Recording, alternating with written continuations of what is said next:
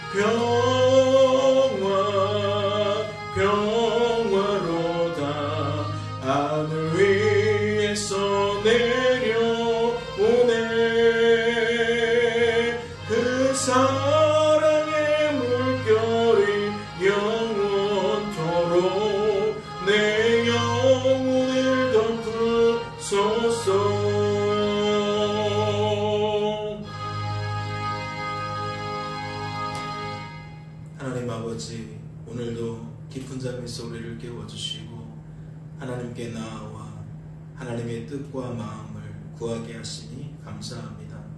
무엇이 이 땅을 살아감에 있어 바른 길이 되어질 수 있습니까? 옳은 길이 되어질 수 있습니까? 미련하고 어두워진 우리의 지혜로 옳음을 찾고 바름을 찾으며 그것은 하나님 앞에 죄악된 열매로 이어질 수밖에 없습니다. 우리의 것으로는 하나님의 기쁘신 뜻에 부합할 수 없습니다. 그러니 주님, 오늘도 우리들은 하나님께 나아와 지혜를 간구하며 옳음을 구하게 되어집니다. 주님, 예수 복음만이 이 땅에서 우리가 붙들어야 하는 가장 고상한 지식인 것을 깨닫사오니 오늘도 말씀을 통해 성부, 성자, 성령 하나님의 구원 계획이 밝히 드러나게 하여 주시옵시고 그것이 우리의 실제적인 삶의 현장 속에서 풍성하게 누려져 갈 수 있도록 주님 축복하여 주시옵소서. 주께서 우리를 붙들어 주실 줄로 믿고 감사드리며 이 모든 말씀 우리를 죄에서 구원하신 예수님의 이름으로 기도하옵나이다. 아멘. 오늘 살펴보실 하나님의 말씀은 신약성경 베드로후서 3장 말씀입니다. 신약성경 베드로후서 3장 말씀 함께 통독하도록 하겠습니다. 통독합니다. 사랑하는 자들아, 내가 이제 이 둘째 편지를 너희에게 쓰노니 이 두 편지로 너희의 진실한 마음을 일깨워 생각나게 하여 곧 거룩한 선지자들이 예언한 말씀과 주되신 구주께서 너희의 사도들로 말미암아 명하신 것을 기억하게 하려 하노라. 먼저 이것을 알지니 말세에 조롱하는 자들이 와서 자기의 정욕을 따라 행하며 조롱하여 이르되 주께서 강림하신다는 약속이 어디 있느냐. 조상들이 잔 후로부터 만물이 처음 창조될 때와 같이 그냥 있다 하니 이는 하늘이 예적부터 있는 것과 땅이 물에서 나와 물로 성립된 것도 하나님의 말씀으로 된 것을 그들이 일부러 잊으려 함이로다. 이로 말미암아 그때의 세상은 물이 넘침으로 멸망하였을 때 이제 하늘과 땅은 그 동일한 말씀으로 불사르기 위하여 보호하신 바 되어 경건하지 아니한 사람들의 심판과 멸망의 날까지 보존하여 두신 것이니라. 사랑하는 자들아, 주께는 하루가 천년 같고 천년이 하루 같다는 이 한 가지를 잊지 말라. 주의 약속은 어떤 이들이 더디다고 생각하는 것 같이 더딘 것이 아니라 오직 주께서는 너희를 대하여 오래 참으사 아무도 멸망하지 아니하고 다 회개하기에 이르기를 원하시느니라. 그러나 주의 날이 도둑같이 오르니 그날에는 하늘이 큰 소리로 떠나가고 물질이 뜨거운 불에 풀어지고 땅과 그 중에 있는 모든 일이 드러나리로다. 이 모든 것이 이렇게 풀어지리니 너희가 어떠한 사람이 되어야 마땅하냐. 거룩한 행실과 경건함으로 하나님의 날이 엄하기를 바라보고 간절히 사모하라. 그날에 하늘이 불에 타서 풀어지고 물질이 뜨거운 불에 녹아지려니와 우리는 그의 약속대로 의가 있는 곳인 새 하늘과 새 땅을 바라보도다. 그러므로 사랑하는 자들아, 너희가 이것을 바라보나니 주 앞에서 점도 없고 흠도 없이 평강 가운데서 나타나기를 힘쓰라. 또 우리 주의 오래 참으심이 구원이 될 줄로 여기라. 우리가 사랑하는 형제 바울도 그 받은 지혜대로 너희에게 이같이 썼고 또 그 모든 편지에도 이런 일에 관하여 말하였을 때 그 중에 알기 어려운 것이 더러 있으니 무식한 자들과 굳세지 못한 자들이 다른 성경도 같이 그것도 억지로 풀다가 스스로 멸망에 이르느니라. 그러므로 사랑하는 자들아, 너희가 이것을 미리 알았은즉 무법한 자들의 미혹에 이끌려 너희가 굳센 데서 떨어질까 삼가라. 오직 우리 주 곧 구주 예수 그리스도의 은혜와 그를 아는 지식에서 자라가라. 영광이 이제와 영원한 날까지 그에게 있을지어다. 아멘. 할렐루야. 무엇을 깨닫게 되십니까? 하나님께서 우리에게 말씀하신 바 이것이 나의 뜻이다, 나의 마음이다 하신 그 메시지를 발견케 되십니까? 오늘 말씀을 보니까 그 끝절에 어떠한 표현이 나오죠? 그러므로 사랑하는 자들아 라는 표현이 나옵니다. 내 사랑하는 형제들아 라고 야고보가 이야기했던 것으로 베드로 역시 이 글의 수신자를 향하여서 사랑하는 자들아 라고 이야기를 하면서 베드로 전 후서의 결론이라고도 할 수 있고 후서만의 결론이라고도 할 수 있는 마지막에 어떠한 내용을 담고 있습니까? 너희가 이것을 미리 알았은즉 무법한 자들의 미혹에 이끌려 너희가 굳센 데서 떨어질까 삼가라 라는 이야기를 해요. 그 지나라 깨어라. 너희 대적 마귀가 우는 사자와 같이 너희를 삼키기 위하여 지금 만반의 준비를 하고 있다. 그러니까 잠들지 말고 깨어 있어야 된다. 인내해야 된다. 맥락이 좀 비슷하죠. 이 땅을 살아가면서 우리도 모르는 사이에 우리 자신을 과신할 수 있는데, 우리가 대적해야 되는, 우리를 넘어뜨리려고 하는 자들은 우리가 스스로 싸워 무찌를 수 없는 존재입니다. 단지 우리의 죄성만으로도 우리는 우리의 죄성을 스스로 극복할 수가 없어요. 그러니까 삼가 굳센 데서 떨어질까, 삼가 굳센 데서 떨어질까, 이 말 속에 우리가 무엇을 발견해야 됩니까? 하나님을 더욱 바라보고 의지하고 자랑할 수밖에 없는 나의 민낯을, 나의 나됨을 발견할 수 있어야겠죠. 그리고 이 세상이 우리를 넘어뜨리기 위하여 호시탐탐 기회를 엿보고 있다는 것을 우리는 깨달아야겠죠. 그래야 자연스럽게 우리의 피곤한 몸을 일으켜서 기도의 자리로 나아올 수 있는 거죠. 이 세상 지혜가 많다 하여도 그것이 우리를 살릴 수 없음을 자각하고 하나님께 나아와 하나님의 지혜를 구할 수밖에 없는 거죠. 그리고 이어지는 말씀을 보니까 오직 우리 주 곧 구주 예수 그리스도의 은혜와 그를 아는 지식에서 자라가라 라고 되어 있어요.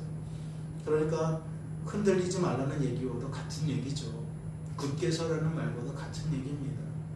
은혜가 우리에게 왜 은혜인지를 알아야겠고, 예수 그리스도를 아는 지식이 왜 고상한지를 알아가야 돼요. 끊임없이 착각하고 오해하는 우리들은 이 땅의 수많은 지혜와 예수 그리스도를 아는 것이 동률로 볼 때가 많죠. 동등한 지식으로 지혜로 여길 때가 많아요. 그런데 성경은 어떻게 얘기를 합니까? 성경 66권에서 우리가 반드시 발견해야 되는 가장 고상한 지식은 예수 그리스도다, 성부성자 하나님의 구원 계획이다 라고 이야기를 해요.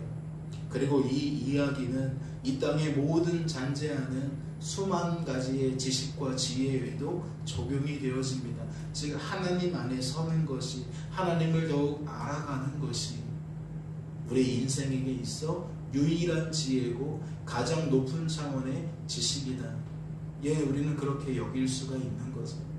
오늘도 베드로 후서 3장을 통하여서 우리는 어떠한 결론에 이를 수가 있습니까?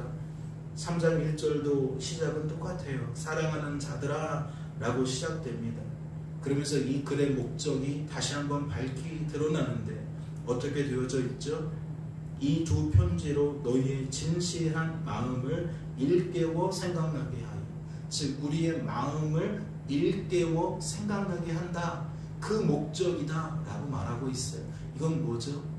영적으로 잠들지 않도록, 영적으로 어린아이에 머물지 않도록 우리를 성도로서 세우고 보존하고 성도답게 만들기 위하여 베드로 전후서가 쓰여졌고 지금 너희들이 읽게 되는 것이다 라는 이야기를 하고 있는 겁니다. 베드로만을 발견해서는 안 된다고 말했죠. 본 저자이신 성령 하나님을 놓쳐서는 안 돼요. 그분의 의지로 누군가를 통해 이와 같은 글을 남기게 하신 거고, 우리는 이 글을 통해서 누구의 마음, 누구의 뜻을 발견해야 돼요? 원 저자이신 하나님의 뜻과 마음을 발견해야 돼요. 그분은 오늘도 우리의 믿음을 일깨우시기를 원합니다. 예수 그리스도를 아는 지식이 가장 고상하다라는 것을 기억하게 만드셔요. 그것이 그분이 하시는 일입니다. 말씀을 통해 추구하는 바예요. 이어지는 말씀도 볼까요? 곧 거룩한 선지자들이 예언한 말씀과 주 되신 구주께서 너희의 사도들로 말미암아 명하신 것을 기억하게 하려 하노라. 같은 말이 반복되고 있죠. 일깨워 생각나게 한다는 것과 기억하게 한다는 말이 이게 맥락이 같은 거잖아요. 그러니까 우리에게 복음이 무엇인지, 복음 안에서 복음의 열매가, 복음의 능력이, 복음의 은혜가, 축복이, 영광이, 그러니까 그 복음에 관한 것들을 끊임없이 우리에게 알려주기 위함이다. 특별히 우리가 주목해야 될 단어는 우리 구주 예수 그리스도를 주 되신 분으로 설명하고 있다는 거죠. 그러니까 예수님을 나의 주, 나의 하나님으로 영접할 수 있게 만드는 것이 복음이라는 거예요.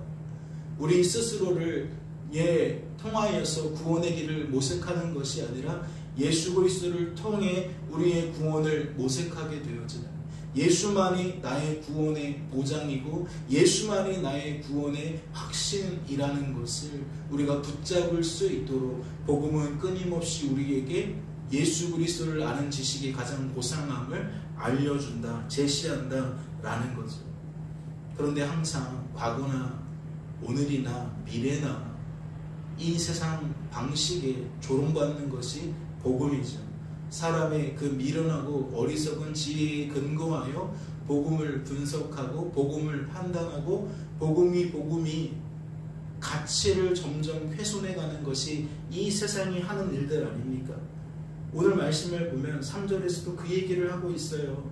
먼저 이것을 알지니 말세에 조롱하는 자들이 와서 자기의 정욕을 따라 행하며 조롱한, 복음 안에 있는 사람들, 복음의 열매를 기대하며 그 열매 맺기를 소망하는 사람들을 뭐 한다고요? 조롱한다는 거예요. 이르되 주께서 강림하신다는 약속이 어디 있느냐? 조상들이 잔후로부터 만물이 처음 창조될 때와 같이 그냥 있다 하니. 예수님이 뭘 다시 오겠느냐? 예수님이 언제 부활했느냐? 하라, 예수님은 십자가에 달려 돌아간 실패자다. 그를 통하여 사회가 변혁되어졌느냐? 아니다. 여전히 권력 잡은 자들은 계속 그 위치에 있고 사회의 불평등은 여전히 불평등으로서 남아있다. 세상도 바뀐 것이 없고 아무것도 없다. 그는 실패자다. 그의 부활이 웬 말이고 그의 강림하심이 웬 말이냐. 너희들은 어리석은 자들이다 라고 복음을 붙들고 있는 사람들을 그렇지 않은 자들이 뭐 한다고요? 조롱한다는 거예요. 왜 꼭 예수 신앙이어야 하느냐?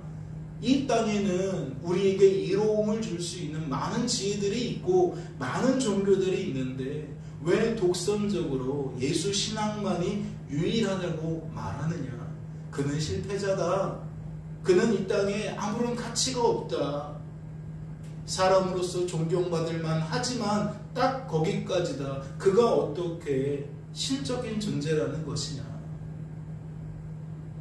예수님을 끌어내리기를 좋아하고 그 끌어내림이 예수 신앙을 붙들고 있는 사람에게 수치로, 멸시로 다가온다라는 거죠.